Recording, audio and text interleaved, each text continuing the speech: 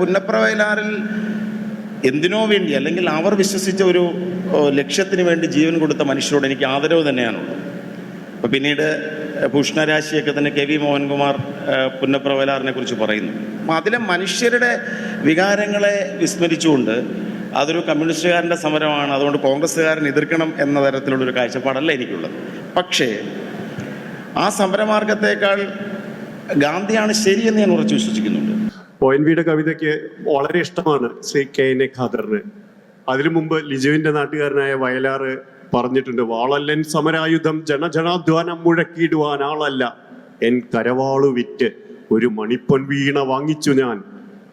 പുന്നപ്ര വയലാറിന്റെ നാട്ടിൽ നിന്നെത്തിയ ലിജു എന്തുകൊണ്ടാണ് മറ്റൊരു പ്രത്യയശാസ്ത്രത്തിലേക്ക് ആകൃഷ്ടനായത്, മറ്റൊരു കൊടിയേന്തിയത്, ഇവരുടെ മറ്റൊരു എതിർമുഖത്ത് പ്രതിപക്ഷത്തിന്റെ സ്വരമായി ലിജു മാറിയത്? ഒന്ന്, ഞാൻ പുസ്തകം വായിച്ച് കോൺഗ്രസ് ആയതല്ല. അത് കോൺഗ്രസ് പശ്ചാത്തലമുള്ളൊരു കുടുംബത്തിൽ, അല്ലെങ്കിൽ കോൺഗ്രസ് അനുഭാവികളുടെ, നേതാക്കന്മാരൊന്നുമല്ല, അനുഭാവികളുടെ ഒരു കുടുംബത്തിൽ ജനിച്ചതുകൊണ്ട് സ്കൂളിൽ KSU ആയി എന്നതാണ് അതിൻ്റെ സത്യം. അല്ലാതെ പുസ്തക വായനയിലൂടെ KSU ആയതല്ല. പക്ഷേ ഞാൻ കോൺഗ്രസ് ആയതിനു ശേഷം എൻ്റെ അനുഭവങ്ങളും എൻ്റെ വായനയും എന്നെ കോൺഗ്രസ്സായി ഉറപ്പിച്ചു എന്നതാണ് അതിൻ്റെ യാഥാർത്ഥ്യം. ഇപ്പോൾ കോൺഗ്രസ്സായി എന്തുകൊണ്ട് ഉറയ്ക്കുന്നു എന്നതിൻ്റെ തീർച്ചയായിട്ടും ഗാന്ധി വായന ഒരു ഘടകം തന്നെയാണ്. അത് സത്യാന്വേഷണ പരീക്ഷണങ്ങളിലൂടെ കടന്നു പോകുമ്പോഴും ഗാന്ധിയൻ സാഹിത്യത്തിലൂടെ കടന്നു പോകുമ്പോഴും ജവഹർലാലിൻ്റെ ഓട്ടോബയോഗ്രഫിയും ഡിസ്കവറി ഓഫ് ഇന്ത്യയും ഇതെല്ലാം തന്നെ എന്നിലെ കോൺഗ്രസ്സുകാരനെ കൂടുതൽ ഉറപ്പിക്കുകയും കൂടുതൽ ആ പ്രസ്ഥാനത്തോടൊപ്പവും ആശയങ്ങൾ കൂടുതൽ ആളുകളിൽ എത്തിക്കാൻ വേണ്ടി ശ്രമിക്കണം എന്ന ഒരു ബോധ്യം എനിക്കുണ്ടായി. പുന്നപ്ര വയലാറിനെ കുറിച്ചുകൂടെ പരാമർശിക്കുകയുണ്ടായി.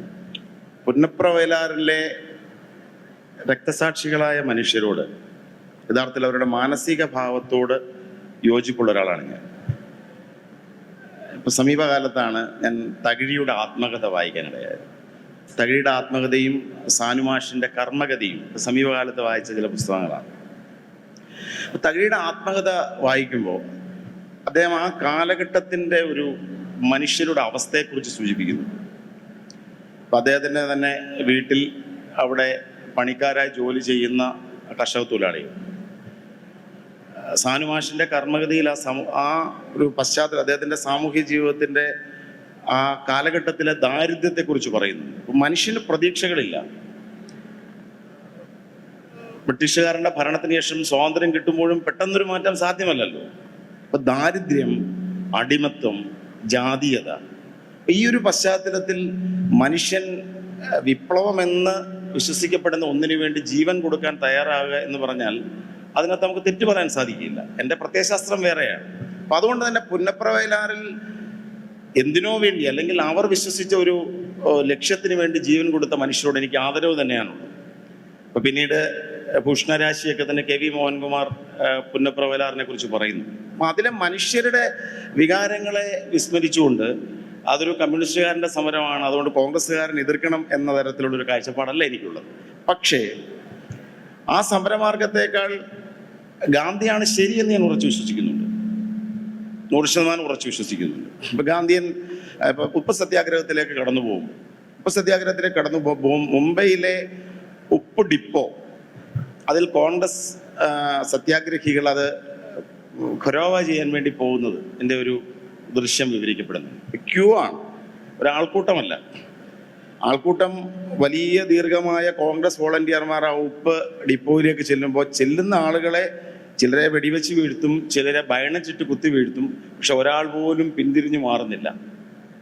വൈകുന്നേരം വരെ, ലാത്തി ഒടിയുന്നത് വരെ ആ ഒരു സൈന്യം മുന്നോട്ട് പോയിക്കൊണ്ടേയിരിക്കുക. അപ്പം ആ ഒരു ധീരത, അതാണ് ആത്യന്തികമായി ഈ ഇന്ത്യ എന്ന സത്യത്തെ, ഇന്ത്യ എന്ന ആശയത്തെ നിലനിർത്തുന്നത് എന്നാണ് ഞാൻ കരുതുന്നത്.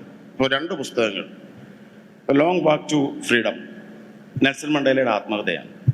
അതോടൊപ്പം തന്നെ അനിതാ പ്രതാപിൻ്റെ മറ്റൊരു പുസ്തകമുണ്ട്, the bloody islands, I think അങ്ങനെയാണ് എനിക്ക് തോന്നുന്നത്.